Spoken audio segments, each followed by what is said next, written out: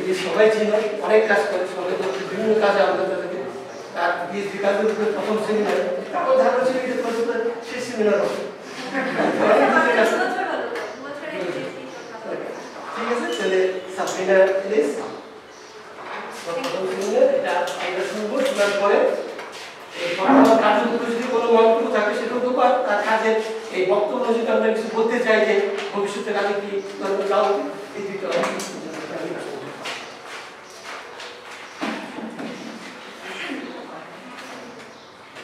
Good afternoon, ladies and gentlemen. It's my privilege to talk in front of you again as a PhD student. So my name is Sabrina Elias, and I'm inviting you all in my past PhD seminar at Dhaka University.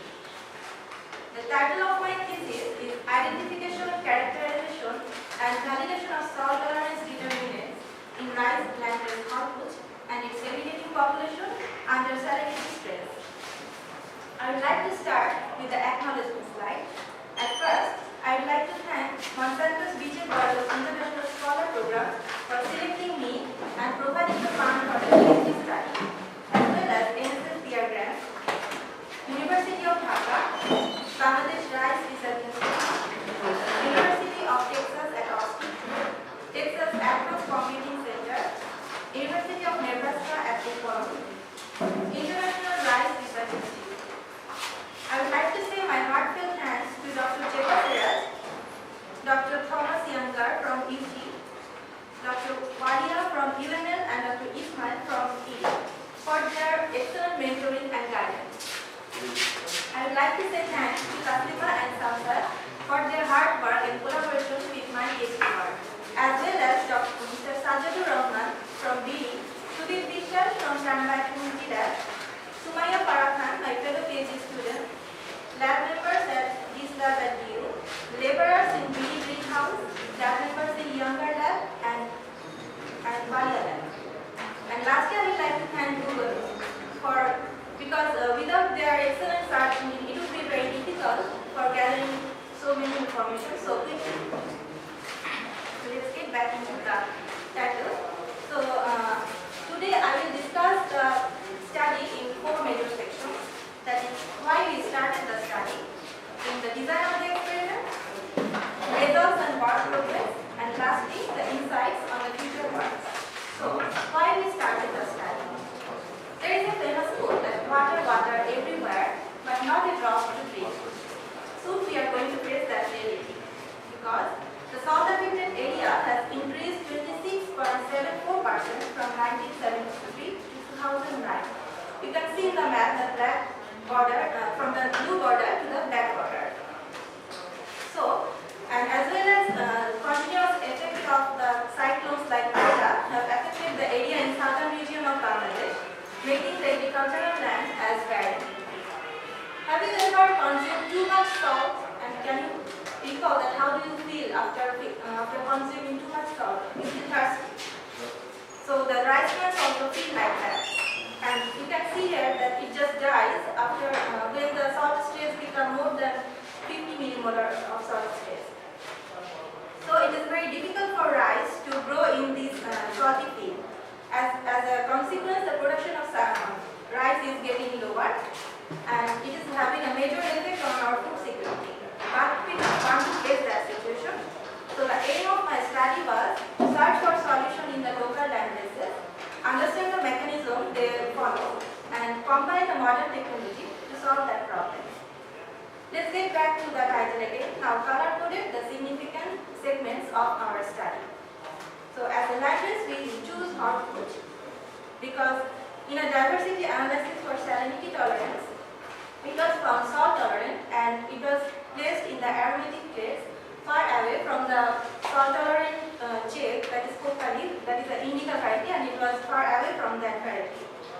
And in another study in our lab in 2004, we characterized the Horpuch as a salt tolerant variety with the other southern region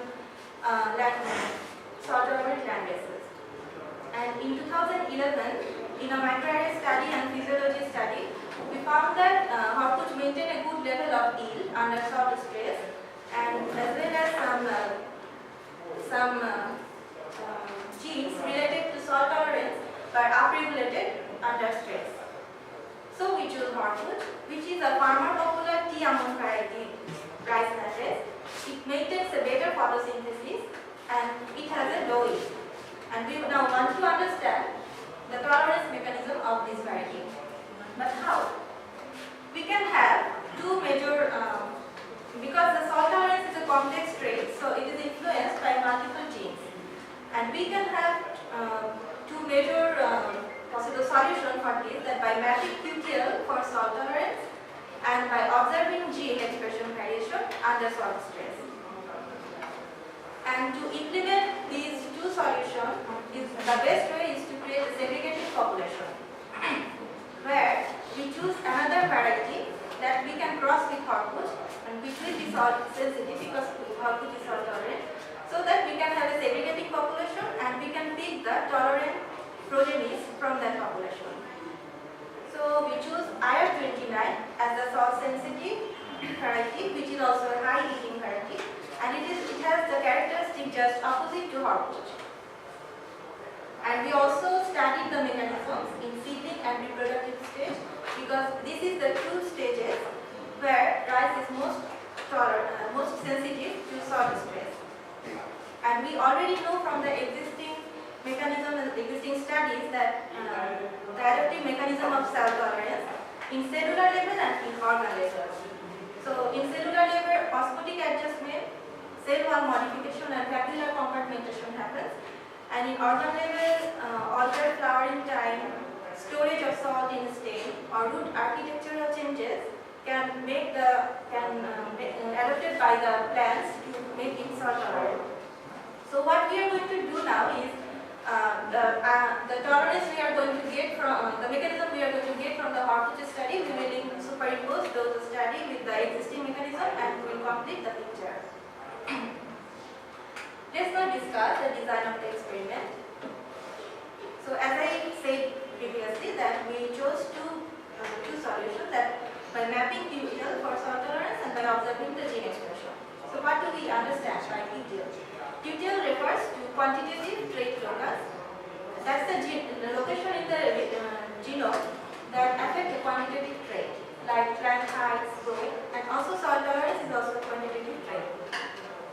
So for mapping QTL, the conventional way is to cross two varieties and making a population and do a morphological trait variation analysis as well as the genetic molecular analysis with molecular markers, and then compare this phenotypic variation with the genetic variation to test whether they are significant or not.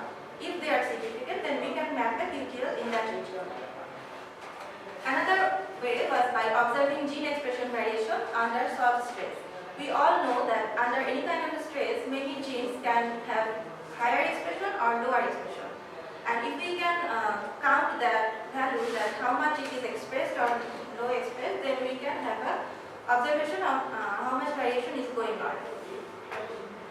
And if we can combine, there is a third approach, that if you can combine the gene expression variation with the genotype data, then we can map our expression feature, which is quite a new concept, where the phenotyping variation is omitted and the expression variation is used instead of that. And we can term the phenotypic QTL as the physiological QTL. So the design was to map reciprocally crossed mapping population, then phenotype those by measuring the traits values, then construct a genetic map by genotyping by sequencing, and we count the transcript abundance by RNA sequencing. By combining the genotyping and phenotyping value, we map the physiological QTLs. From the transcript count, we could have the expression variation results, and by combining the transcript count and the genotyping results, we map the expression QTLs. And we have the genome and transcriptome of Horkut and IR29 available in our lab, which was sequenced. And by combining all these, we can identify salt-tolerant determinants in Horkut population. And in future, we are going to do the phenomics analysis of this, the subset of this population, as well as transformation to do the functional validation, and followed by allele diversity mining and parameter of genes. Let's discuss now the results and work progress so far. So the first step was to create a reciprocally crossed mapping population. We crossed Horpuch and IR29 in ED in 2011 to generate the F1 plants, and then F1 plants were confirmed by a polymorphic marker which was polymorphic between two parents. You can see here that in F1 value, if our generation it has the both allele from both parents, then it will be it is confirmed that it is F1. And we then advance the generation to F2, and in F2 generation we saw an excellent blending of genes, and we found that some population were of Horpuch type, some progenies were IR29 type, and some had intermediate type characters. So we did a reciprocal cross, and what do we understand by a reciprocal cross? It's just a two-way cross, that if in one cross we use Horpuch as mother and IR29 as the father, and in another cross, Horpuch as father and IR29 as mother. Then we generated the F1 plants and advanced to F2 plants, which had 1200 plants in total. And we called the first population as Horpuch mother and the second one as IR mother population. Then in F2 generation, we genotyped the 250 plants, 100 from Horpuch, 150 from IR. Then in F3, we phenotyped 300 plants, 100 from Horpuch and 200 from IR. And expression, we did an expression analysis for 100 plants, 50 in Horpuch and 50 in IR population. And with this IR population, one of the other PhD students in our lab is working towards the marker assisted breeding and selection. And I am working with both populations to see the difference as well as the variability. So why did we choose the reciprocal cross? Because in our previous studies, we found that Horpuch maintained a better population efficiency under stress, and it is related to chloroplast. So we wanted to see the maternal inheritance, and so we crossed the samples and reciprocal cross, because it will give us the role of parental sex as well as inheritance pattern. The mapping we followed was a 2-3 design, where we genotyped the F2 and phenotyped the F3. And the concept is that if the sample number is large enough, then it will give a good nice curve, as we can see in the graph. So all the F3 if the sample number in F3 is high enough, it can represent all F2. And later we will by single seed descendant method, we are going to do the recombinant inbred line till F8 generation. Then we proceed to the phenotyping. So what do we understand by phenotyping? It's actually a quantitative assessment of complex plant traits like growth, root length, development, height, tolerance, etc. So we did the phenotyping in BD net house for seedling stage, and for the experiment setup, we used the hydroponic urea solution to grow the rice and in 3 replicates, and 120 millimolar of salt was applied gradually, and it was applied after 16 days. For reproductive screening, we did it in also BD net house but in a soil-based system, and we used 4 replicates and 80 millimolar of salt stress. So, from the seedling and reproductive phenotyping data, we got a good value of trace values. Like in seedling, we measured the shoot length, shoot dry weight, root length, etc. for the plants, and we saw that almost all of the parameters were quite correlated well with the stress values, which is the measurement of salt tolerance of the plant. Then in the reproductive stage, we measured the yield values like total weight of grain, percent fertility, and the sodium compartmentation. And from that value, we also found that almost all of the values were quite correlated with the sodium to potassium ratio, which is also measurement of salt tolerance of reproductive plants. So we now have a good data, phenotypic data, that where we can map the QTL. The next step was to do the genotyping, construct the genetic map by DDRAT sequencing. So what do we understand by genotyping? So if you can see that here P1 and P2, two parents, if we analyze them with molecular markers, they are different. These are called SNP markers. So we just score them, score the progenies as like A type, as like P1 type or P2 type, and score them as A, B or H for heterotype. And we construct the genetic map from this, and the genetic map is actually an order and relative distance between the genetic markers. So the sequencing-based system we use was double digested restriction site associated DNA sequencing, where we choose the modify the genomic DNA and double digested with two restriction enzymes, and with the fragments we ligated the barcoded adapters and then pooled them for sequencing. Then we selected the size of the library by picking-based electrophoresis system. You can see here this is a very precise selection with the red bars, and where we cut the the sample after 375 base pair. Then we PCR amplified the library, and the final library was looked like this one with the sequencing primer site as well as adapter and barcodes for the samples. And then we validated the library with the bioanalyzer system, where you can have a nice peak like this one. It is a good library. And we analyze the sequencing and analyze in HiSeq 2500. In total, 250 progenies were genotyped, then 100 from Hormuz population and 150 from IR population. With those rank tags, we analyzed those data by genome analysis toolkit and did the genotyping for plants, and to proceed to genetic map construction by RTTL. Here is the genetic map we got. In x-axis you can see the chromosomes, and in the y-axis the location of the markers. We got about 518 polymorphic SNP markers, and the total map size was 1600 centimarker. Then we proceed to count the transcript numbers. So what do we understand by a transcript analysis? It is an estimation of count of mRNA transcript in a specific condition. And we can count that number by mapping the counting the reads that are mapped to the reference genome. So the steps are transcript count and then normalization, and then we see the expression variation. We selected the most tolerant and sensitive plants from our phenotyping data, and then we proceed to the RNA sample collection in Dhaka University Net House. We pulled 3 individuals of each progeny. Then F3 plants were grown in hydroponic, and a gradual increase of salt was happened, then up to 150 millimolar.